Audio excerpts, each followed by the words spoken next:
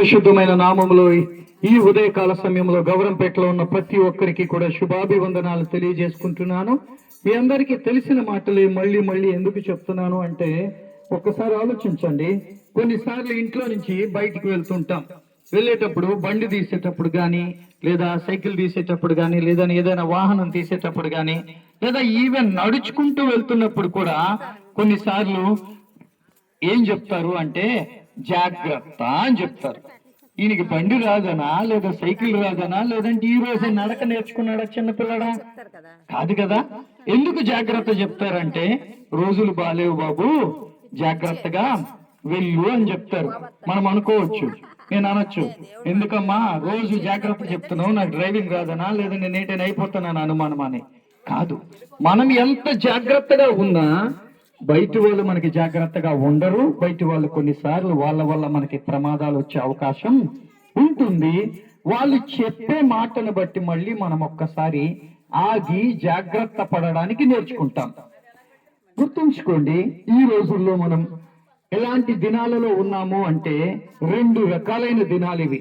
దుర్దినాలు అని చెప్తుంది వాక్యం, అలాగే అంత్య దినాలు అని చెప్తుంది వాక్యం. దుర్దినాలకి అంత్య దినాలకి రెండు తేడాలు ఉన్నాయి. అంత్య దినాలు అనడానికి కారణం ఏంటి అంటే, ఎప్పుడు ఎవరు ఎలా చనిపోతారో ఎవరికి తెలియదు. అలాంటివి అంత్య దినాలు.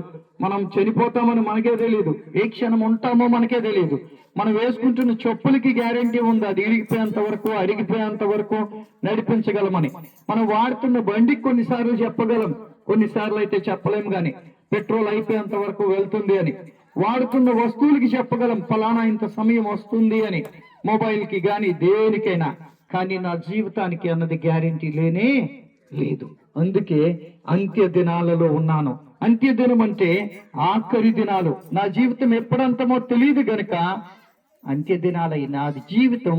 వాక్యం చెప్తుంది యాత్రా దినాలు అంటే ప్రయాణం చేస్తూనే ఉంటాను. ఎంతవరకు ప్రయాణం చేస్తానంటే, చనిపోయేంత వరకు శరీరంతో ప్రయాణం చేస్తాను. దేవుని దగ్గరికి వెళ్ళాలి అంటే ప్రయాణం చేసేది ఆత్మ. కానీ ఆ ఆత్మ ఎలాంటి దినాలలో ఉంది అంటే దుర్దినాలలో ఉంది. ఆత్మ ఏంటి? దుర్దినాలలో ఉండడం ఏంటి అంటే, ప్రాణాపాయకరమైన స్థితుల్లోకి మన ప్రాణం వెళ్ళిపోతుంది. ఎప్పుడో మనం చాలా రకాలైన చెడ్డ మాటలు మాట్లాడడం నేర్చుకుంటాం, అబద్ధాలు ఆడడం నేర్చుకుంటాం, లేదా దినాలను మళ్లించడం నేర్చుకుంటాం, మనిషి నుండి మనిషికి మాట మార్చడం నేర్చుకుంటాం. ఎందుకంటే నా ప్రాణాన్ని నేను కాపాడుకోవడానికి అబద్ధాన్ని నిజం చేస్తాను, నిజాన్ని అబద్ధం చేస్తాను, నందిని పంది చేస్తాను, పందిని నంది చేస్తాను. నేను బ్రతకడానికి ఎవ్వరు పాడైపోయినా, ఎవ్వరు చెడిపోయినా నాకు ఎలాంటి అభ్యంతరం లేదు. కానీ నాకు ఒక దేవుడు ఉన్నాడు. ఆ దేవుడు నాకు నేర్పించింది ఏంటి అంటే, సత్యము వైపు నిలబడు అని.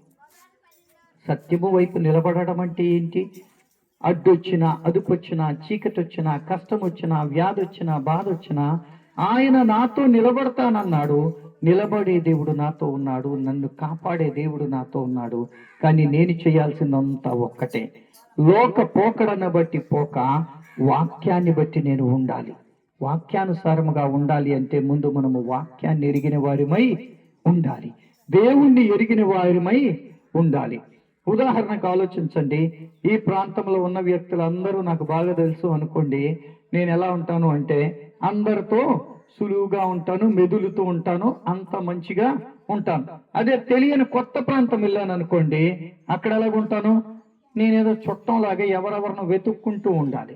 కానీ దేవుడు ఏం చెప్తున్నాడు అంటే, దేవుడు ఏమీ లేదు, అందరూ పాపము చేసి దేవుడు అనుగ్రహించి మహిమను పొందలేకపోవచ్చున్నారు.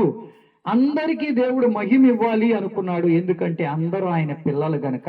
కానీ అందరూ కూడా ఆయన దగ్గర నుండి దూరంగా ఎందుకు వెళ్ళిపోతున్నారు అంటే, పాపము చేయడం వల్ల. నీలో నాలో పాపం ఉంది గనక దేవుని వాక్యము ఫలించడం లేదు. ఒకసారి ఒక వ్యక్తి అనుకున్నాడంట, సూర్యుడు చాలా బలమైన వాడు కదా, ఈ భూలోకం అంతా వెలిగిస్తున్నాడు, ఎంత బలవంతుడో అనుకుని మాట్లాడుకుంటుంటే మబ్బులు అడ్డొచ్చాయంట. సూర్యుడికి వెలుగైతే ఉంది, కానీ ఏమొడ్డొచ్చాయి?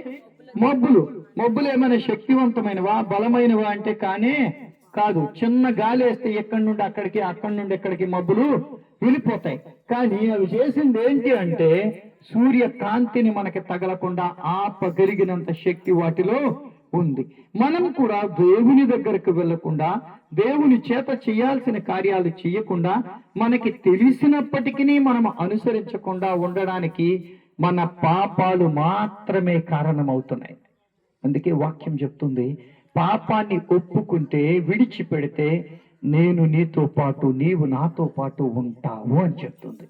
దుర్దినాలలో మనం ఎప్పుడు చనిపోతామో తెలియని మన బ్రతుకులకి ఏ భరోసా ఇచ్చే వ్యక్తి కూడా లేని ఈ రోజుల్లో నువ్వు నాతో కూడా ఉందువు అని దొంగతో సైతం సిలువ మీద చెప్పిన దేవుడు నీకు నాకు కూడా చెప్పేది ఏంటి అంటే, పాపాలను ఒప్పుకొని విడిచిపెడితే ఆయనతో పాటు మనం ఉండడానికి ఆయన మనకి పాప క్షమాపణ కలుగజేస్తాడు. పాప క్షమాపణ అందరికీ కావాలి, కానీ ఒప్పుకొని విడిచిపెట్టే మనకి లక్షణం లేదు. దేవుని గురించి మిగిలిన వివరాల గురించి మీకు ఎవరు తెలుసుకోవాలనుకున్నా, దగ్గరలో పాపారవన్యాలు ఇల్లు ఉంది, అలాగే అవతల వైపు మందిరం ఉంది. కనుక మీరు ఎప్పుడైనా రావచ్చు, ఎలాంటి అభ్యంతరము లేదు. వచ్చి దేవుని గురించి మాట్లాడచ్చు. అలాగే మీకోసం, మీ అవసరతల కోసం, అవసరత రీత్యా ప్రార్థన అవసరత చెప్పినా మేము ప్రార్థన చేయడానికి సిద్ధంగా ఉన్నాం. దేవుడి మాటలను మీ వినికిడిలో దీవించును గాక. ఆమేన్.